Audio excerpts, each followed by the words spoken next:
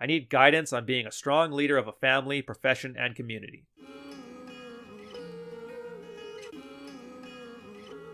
What is it we do in the Red Pill? We swap notes. Now, I'm sure people have heard all kinds of different stories about us, but I'm here to give you a glimpse inside the locker room.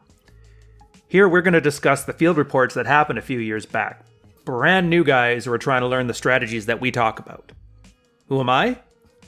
I used to be one of these brand new guys. I, like you, was pretty good at women and relationships, but I wasn't great at it.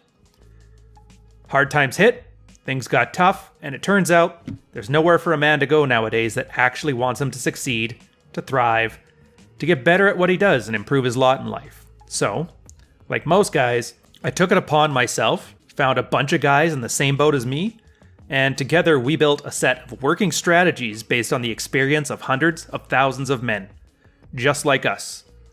Men swapping notes, iron sharpening iron. Welcome to the locker room.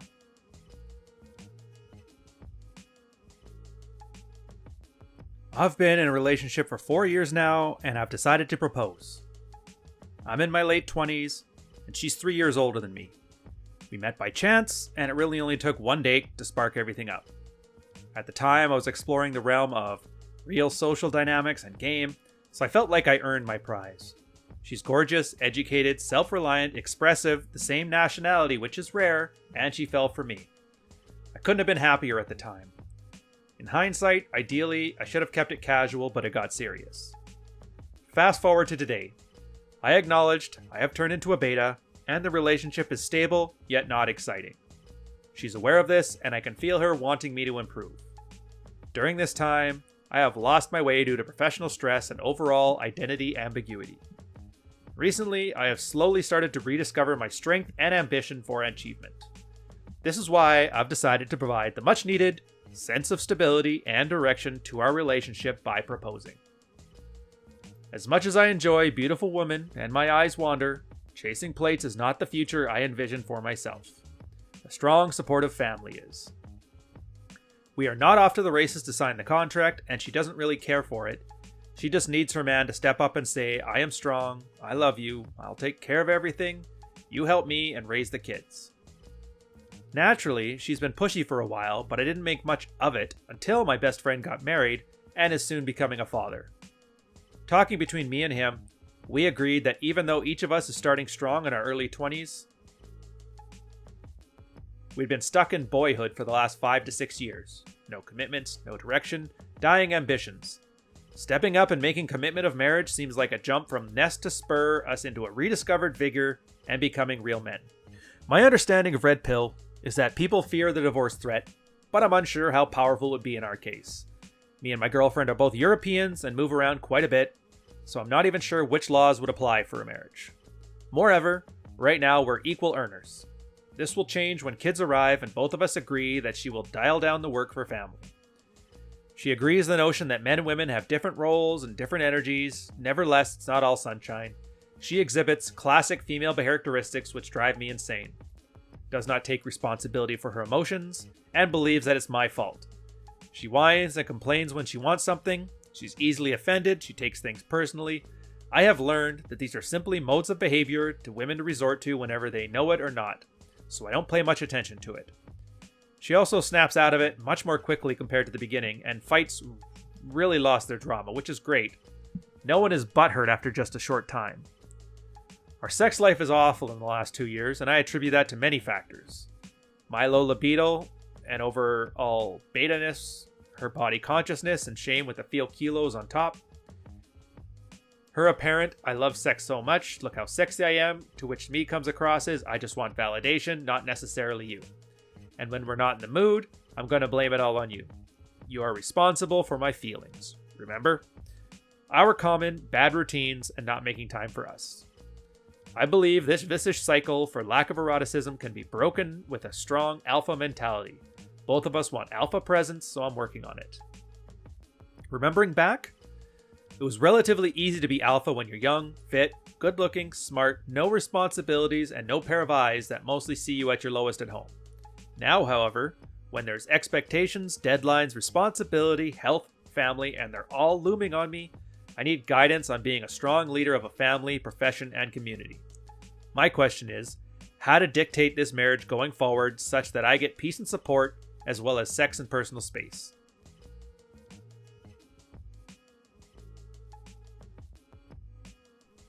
Couple terms before we get started. Alpha. This is a weird term because it's meant to be very simple.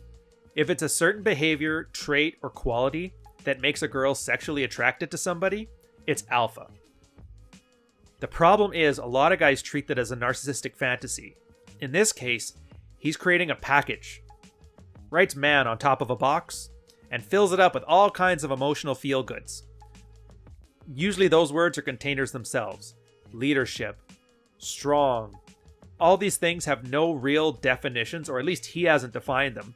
And then he seals the box, throws it at everybody's feet, and we're all supposed to think of that as a real thing. Well, it's not. What he's doing here is absolutely bastardizing the term.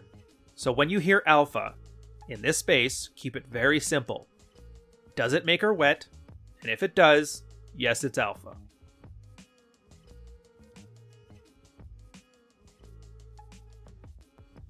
Delayed adolescence. That's a term that's come up over the years, and it's partially the fault of the information economy, and it's partially the fault of just the way we've designed society and accountability. For a lot of guys, they're given the absolute freedom to do whatever they want, and they don't know what to do with it. So they generally ride on a hedonism train, and then come near the end of it, they start looking for a reason to put meaning in their life. Now here's the thing about meaning. You could build a statue, you can write a great novel, you can make an army. There's all kinds of ways to create legacy, but the very simplest one that exists is to have children. In this sense, it's a narcissistic fantasy, and the guy's doing it for himself as well. He creates the idea of a strong family patriarch as his narcissistic identity, and then he assumes that everybody else is there to fill the role. This is why he's ignoring all these giant red flags from this girl, because she's not actually a girl. She's narcissistic fuel. She's his European equivalent, and they're going to have a strong family together, and she's just going to be on board his fantasy. These never end well.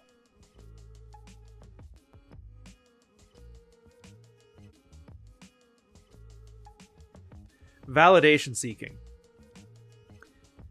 He kind of screwed this one up too, but in general, validation seeking, in this case, female to male sort of thing, is one of the facets of hypergamy that really is good if you know what to look for. In this case, a girl will always seek validation from what she considers the authority or the best man in her life. So if a girl is seeking validation from somebody, she considers him to be her best option, which, as far as hypergamy is concerned, that's what you're striving for. And that's the undercurrent to monogamy. The way he's describing it doesn't really make any sense, so I'm not really going to address it.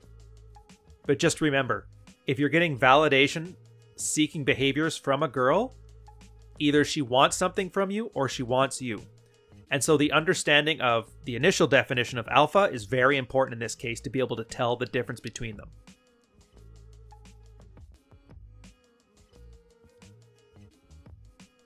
Advice. This guy, I don't know what he wants. He doesn't know what he wants, but he's literally letting life happen to him. His friend got married. They're sitting there having a pep talk saying, wow, we're going to be good, strong, independent women. Patriarchs.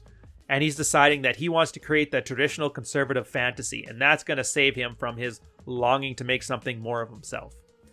I would wager that there's probably some kind of professional or other failure that's come at the end of this, which is usually where his soul searching and navel gazing comes from.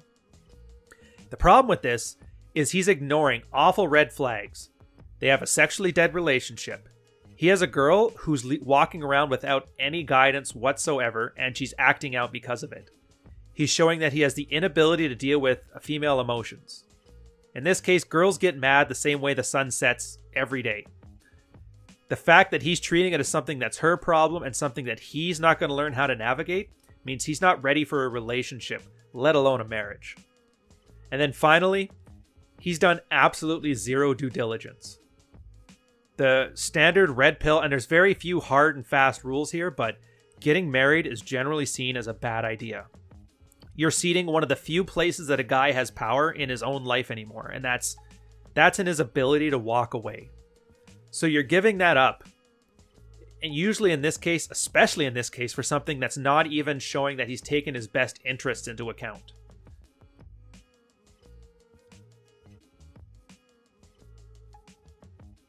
So what's in this for you? I want you to look at this as a perfect example of what you don't want to be and the kind of person that gives all of us a bad name. This is a guy who's letting life happen to him, and he's doing post hoc justifications for it.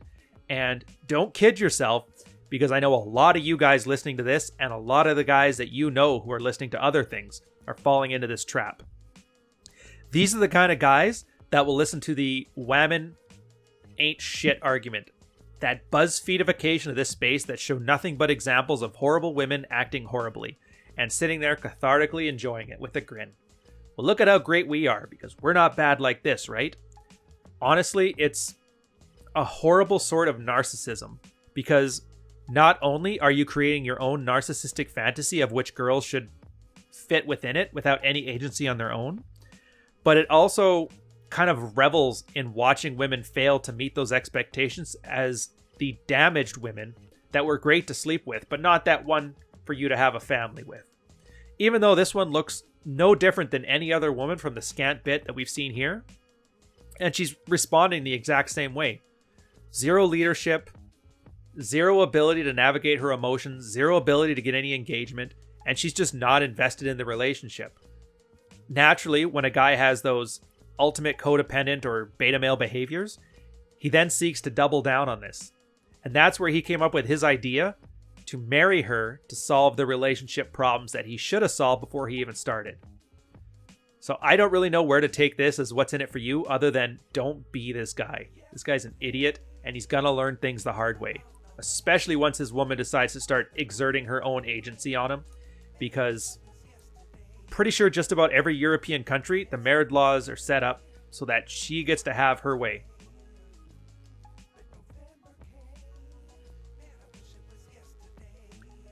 An alternative to this? Well, I would say that first line says it all. This should have just kept it casual, but things ended up becoming serious. Don't let life happen to you.